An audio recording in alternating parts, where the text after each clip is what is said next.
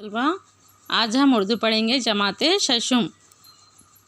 जमाते शशुम में 5वां सबक है सुख दुख का फ़र्क। इसका तीसरा हिस्सा पढ़ेंगे आज हम, पार्ट 3।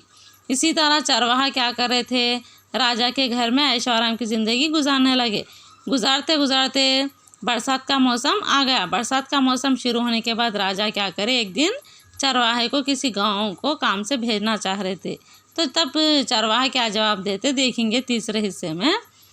ये गांव इसी टेले की दूसरी तरफ था। ये गांव किधर था, जो जंगल था ना, पहले जंगल में घूमने के लिए राजा गए थे ना, उसी की तरफ था जहाँ से चरवाहा को राजा लाया था। जहाँ से चरवाहा को राजा लाया था ना, उसी तरफ एक गांव था।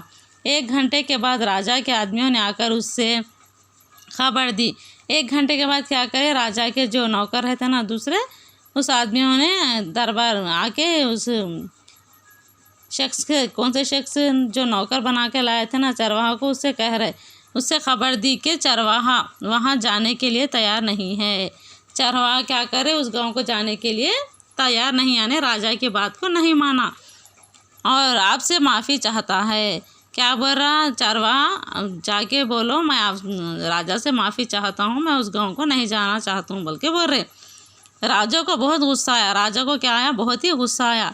इसने कहा पता लगाओ कि ये बात क्या है, फिर जाके पूछो, बोल के बोले राजा क्यों नहीं जाना चाहते चरवाहा, क्या बात क्या है, जाके उससे पूछो, बोल के बोल रहे। इसे मेरा हुक्म ना मानने की हिम्मत कैसे हुई, इसे मेरी बात मानने की हिम्मत कैसे हुई। उस चरवाहा को जाके उसकी क्या है बात मालूम करके बोल के राजा भेजे। उसके बाद राजा के आदमियों, इसी तरह राजा के आदमियों ने इसका पता लगाया और कहा महाराज ये दरबारी गरम कपड़े पहनकर वहाँ जाने के लिए तैयार हुआ था। फिर क्या बोल रही है, जो चरवाहा है ना गरम कपड़े पहनकर जाता, बोल के बोल रहे। कौन जाता गरम कपड़े पहनकर, जो चरवाहा। लेकिन जैसे ही बाहर निकला उसे ठंडी हवा लगी, छींके आने लगे और खूब सर्दी का असर हो गया।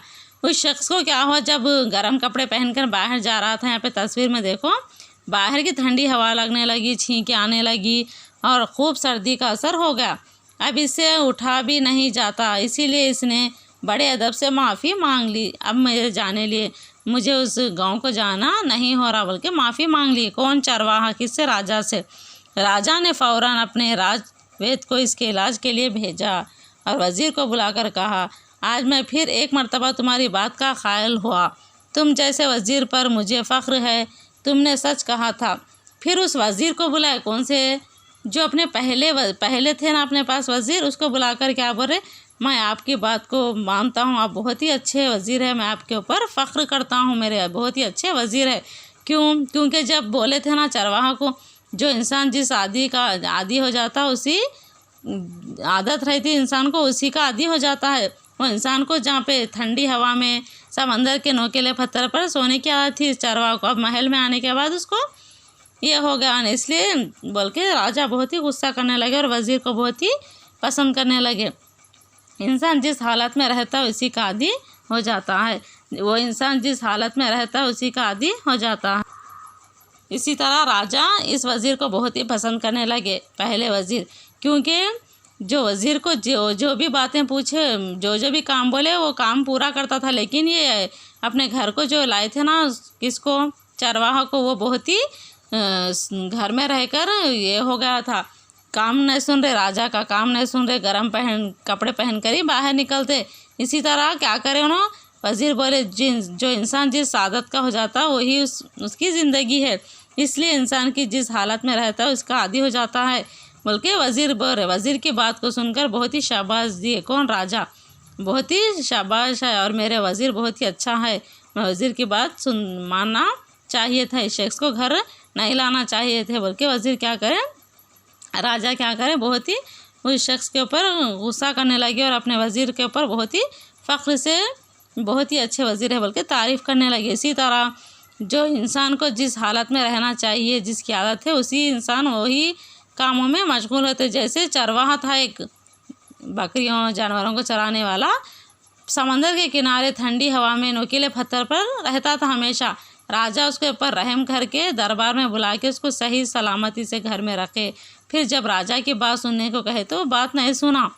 इसीलिए इंसान को अपने औकात, जो चरवाहा की औकात क्या था, जानवरों, जंगल में जानवरों को चराने की थी, जो महल में आने के बाद राजा की बात मानने के लिए तैयार नहीं था। इसलिए अब आज हम ये सबक, 5वां सबक मुकम्मल हो चुका है। इसका सवालात के जवाब अगले सबक में, अगले हिस्से में पढ़ेंगे। अब ये सबक मुकम्मल हो चुका है। आप लोगों भी इस सबक को अच्छी तरह पढ़ना चाहिए तुलबा।